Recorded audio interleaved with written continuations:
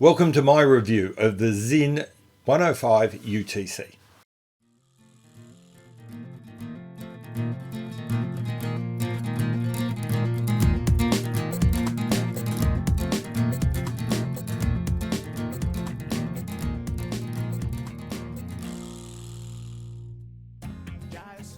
Hi, welcome back to Not So Obvious Watches. I'm Pete McConville, and as I said earlier, this is my review of my Sinn 105 UTC. Normally I do these reviews after a couple of months. I've only had this watch now for about 2 weeks, but a lot of you have been asking for it, and there's essentially no other reviews at the moment, in English at least, on this watch, so I figured I'd get one out early. Anyway, strap yourselves in, watch it, and we'll see each other on the other side. Okay, so let's get into my critique of the Sinn 105 UTC, reference number 105.021. This is your classic sports, travel, utility, go anywhere, do anything watch. It's going to cost you around about $1,800 US, and it's up to the minute modern, having been released in late 2020. Now, Sinn generally focus on highly functional watches. They make watches for pilots, divers, the German Federal Police Special Forces, German aeromedical staff, that sort of thing. They tend to focus very heavily, almost exclusively, on toughness, durability, reliability. There's a lot of tech in a Sinn watch, but it's related to taking a relatively unexceptional movement to truly exceptional places and having that movement still work. So their technology is all about tegimenting the case to make it rock hard, filling it full of oil so it can go to unlimited depths, dehumidifying technology, all that sort of thing. Now, most of that technology, not all, but much of that technology, but certainly all of the spirit is in the 105 UTC, which is this technical, sporty, no-nonsense travel watch for the person going somewhere tough that has to get the job done, no fuss, no muss. Okay, so with that background out of the way, let's get into the analysis of the watch. And I always start here with the design or looks. Let's start, I think, looking at and understanding the 105. It's easiest if you start with the 104. It's twin in the Sinn instrument lineup. Now, the 104 is a serious pilot's watch, but it's got a real dress and slightly backwards looking retro side. Lots of polished surfaces, lots of glossy dials, slightly retro, quite fussy syringe hands, quite busy bezel, etc. Now, the 104 takes that basic the 105 takes that basic kind of 104 platform, but then strips away all of the retro, dressy fluff, leaving you with a pure tool, a pure modern, very simple watch. You start with the same bones as with a carefully crafted, very serious, meaningfully designed case. But then that case, since it has no polish, no even brushing, it's as flat as a tack, bead blasted finish, which is complemented by this incredibly deliberately dull bezel. All of that is matched with this matte white dial that gives you nothing in return. There's no reflection, there's no texture, there's nothing there.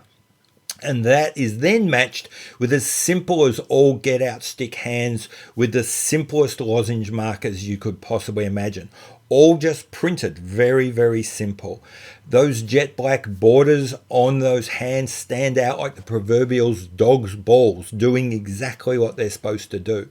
And the classic orange UTC hand gives excellent legibility on both the white and the black dial, and again really stands out as something separate to the other hands, while at the same time making it very easy to read what's going on. On top of all this, you get the typical Sinn sparseness. Just 3 bits of text on the dial. Could they have gone down to even less? Possibly. But you know what? 3's not a lot compared to most other brands. And a super functional, unobtrusive, and really discreet date down there at the 6. Now, let's not kid ourselves. In 2021, tooliness is an aesthetic choice as much as a functional one. And Sinn has, however, really committed to this look here. They have followed through. This is what I would like to call modernism. Light, airy, legible, but with a look from the 2020s, not the 1930s, as a lot of other modernist watches try to do. Now, this watch is not perfect. For one, it has a display case back, which on one hand is kind of nice, but I don't think this watch should have it.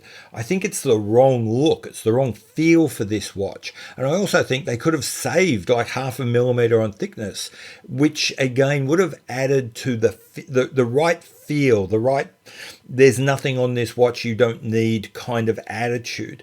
And the case back, a display case back, kind of takes away from that. Likewise, I would have preferred the date to be moved from the 6 to the 4:30. That would have had a much more deliberate, much more decided feel. The 6 feels a bit like a default choice, and as a result, you end up mangling that marker at 6. If you'd have moved it around to 4:30, you wouldn't have had to do that. Now, that's all the analysis of the looks, the design. Now let's get into the build. Okay, so we start here with, for the spec hunters amongst you. Okay, so the watch is made in steel, comes with sapphire crystal front and back. Front sapphire has AR inner and outer. Rear sapphire has only AR on the inside. That AR is very good, not Breitling good, but it's very, very good. 200 meters water resistant, screw down crown guards, DIN 8309 anti-magnetism, low pressure tested, which I think also befits its intent as a pilot's watch. The lume looks okay, though to be honest, I'm not really an expert on lume, so I'm not sure if you should trust my judgment there. Now, for fans of grand designs, if you've ever watched people like building or modern or renovating, sort of modernist buildings, one of the keys is that for this to work, you require outstanding execution. And thankfully, we have that here. The case is shaped and finished simply but beautifully. The bead finish is absolutely flawless. The transitions are crisp and clean. But having said that, I can't find any sharp edges. I can't find any roughness. There's no clumsy edges anywhere here. The dial and the hands, etc., are all very good. Again, I can't see a single issue. The printing is crisp and clean. The hands all line up where they should line up. There's no obvious rough edges on the hands or the indices or the printing. The lume application looks even, and they've kept inside the lines, which is always good when colouring with lume. Now, the movement is a straightforward Sellita SW330-1, which fits perfectly with this watch. Solid, predictable, reliable, but easy to repair, easy to maintain if needed. My guess is this watch comes directly from Sellita, as is Sinn marked rotor and all, and is simply dropped in. Hence, they don't even bother giving it another designation. It's just a Sellita as far as they're concerned. There is an odd note about the movement in the spec sheet for this watch. And basically what it says is, we think we're going to give you a Sellita 330-1, but it might be something else. That's actually really interesting, and it says a lot about the thinking of Sinn here.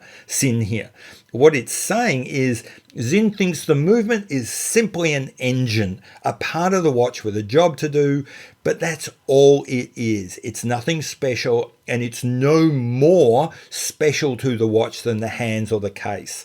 Now, some people are going to find that kind of idea really confronting, but you should know that's how Sinn thinks about their watches. Moving to the bezel, I think the bezel is kind of like the watch in miniature. It's a triumph of small, inconspicuous details. It's a bidirectional steel bezel with a DLC treatment. That's nothing special. The steel of the bezel is tegimented, which is a form, I believe, of plasma nitriding or carbonizing. I'm not sure which. That treatment has an important impact here in that it reduces the risk of eggshelling under that DLC case. Steel is a lot softer than the PVD DLC coating. There is always a risk that if you take a hit, the steel will deform, creating a cavity or something under the DLC treatment, leading it to eggshell to get this cracking through it. By hardening the steel bezel underneath that PVD DLC coating, you end up with a far reduced risk of getting that eggshelling. Another interesting little tidbit about the bezel is it's a 48 click bezel, which is again something I love. 48 clicks is by far the most useful for a UTC watch, and it really illustrates that Sinn thought about what is the best thing to do here. For me, that's an attention to detail I really like. The bezel is a captive bezel or a screwed bezel. It's not simply clipped on, it is clipped and then screwed into place, reducing or virtually eliminating the possibility that it could pop the bezel off if you take a hit. The bezel has a lovely action. I'll be honest, it feels a bit odd with a very long throw, given that there's only 48 clicks to the bezel. But once you get used to that, it really does have a really nice, enjoyable feel. No bounce, no play, really positive action. Now, I like to say that a watch is a work of art that lives on a wrist. It's not a sculpture that lives on a plinth. It's not a painting that hangs on a wall. It has to be understood in how it looks and feels on a wrist. And we start by thinking purely about fit. Can this fit on your wrist? And that all comes down to one measurement, lug to lug. This watch has a 47.4 millimeter lug to lug, which is plenty short enough, and this will fit just about any adult wrist. Okay, so if it fits, we now have to talk about feel. And feel really comes down to a couple of things. Thickness, the angle and placement of the lugs, the chamfering of the case back, and the balance overall of the watch and the weight balance. Now, this watch starts at 11.9 millimeters thick, which is pretty thin, all things considered, for a 200 meter cleared watch. Ideally, as I said earlier, I would have loved them to have got rid of that see-through case back and made that even less. Imagine if this watch had been 11 millimeters, that would have started to become something really special. But it is 11.9 millimeters thick, which is still not that thick. Its aggressively angled lugs come down and together give a really planted, stable feel on the wrist. There's a very lightly chamfered case back, and the case back does create a little edge right at the edge of the case back and mid case. Now, some might have preferred that to be smoothed off a little more. I have not found it to be a problem, but I will note it's there. Finally, I would say that the watch is really nicely balanced. It doesn't wobble, it doesn't feel top heavy, it doesn't feel like it's going to slide or fall anywhere. That's just with the band. I would imagine with the bracelet, it would be just as stable. Let's talk about presence here. Now, this is a 41 millimeter case, and some of you might be thinking that feels like a really big watch. It's going to look really big, but that thick, flat black bezel that just sucks the light out of the environment contrasted against that brilliant flat white dial, shrinks this visually an enormous amount. On the wrist, it looks far smaller. I would say this looks like well under 40 millimeters on the wrist. It kind of, to use that expression, it kind of wears almost like a 38, I think. So overall, what you have is a watch which is simple but not basic. It is stripped back to just what needs to be there and everything that needs to be there, and not a skerrick more. Generally, as I said, I'd rather not have that see-through case back, but let's let that one slide for a second. Sinn have really committed to what they're trying to achieve here. The dial, the bezel, the case are all designed and built in this real no-nonsense aesthetic. This commitment gives the watch a real coherence and a completeness. To me, it feels like it has substance. And by that, I don't mean like heft or weight.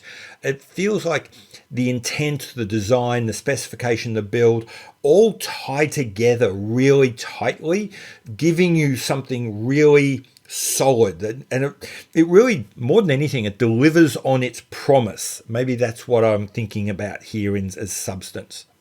Okay, so having analysed the design and the build and thinking about what Sinn were trying to achieve with this watch, now I try and figure out, do I think that they were successful? And I do.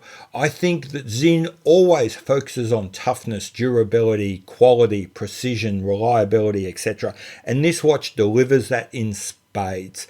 It builds on a well-established Sinn look, using a combination of ideas which are unique to them, incorporating a couple of classic design cues of the travel genre to produce something which is both clearly a Sinn, but also something which is likely to be easily and universally understood and popular. And I think that's what Sinn is really out to achieve, and I reckon they nailed it. Sinn will give you all of that for around about 1800 US, and that feels about right, around the mark for this kind of watch in this part of the market. Now, personally, what are my feelings about this watch? It's really simple. I love this watch. Frankly, that's why I bought it. The intent of this watch really resonates with me. I adore how Sinn has really followed through on that intent in the design and the execution. I love that modernism. I love that you get a heavy-duty industrial strength watch that feels and looks light and airy. I love that it's a really strong design. It's an authentic Sinn that's clearly a Sinn. I can't see this watch coming from anyone else. And yet it's also universally usable, no-nonsense travel watch. It's not perfect. There's a few design changes I would have preferred. I would like to get rid of the transparent case back. I would like to move the date. But all in all, these are pretty minor. And for me, the unity of the intent and the execution survives those little flaws. Now, I was happy to pay 1800 US bucks for this. And frankly, if it had been a little bit more, I probably would have bought it still. So that was my review of the Sinn 105 UTC. I make no bones about the fact I absolutely love this watch. If you've got any questions or comments or other things you'd like to add, stick them in the comments below, and we might do a follow-up later if I've missed anything or you think I've made a mistake. Anyway, I'll see you later. Bye.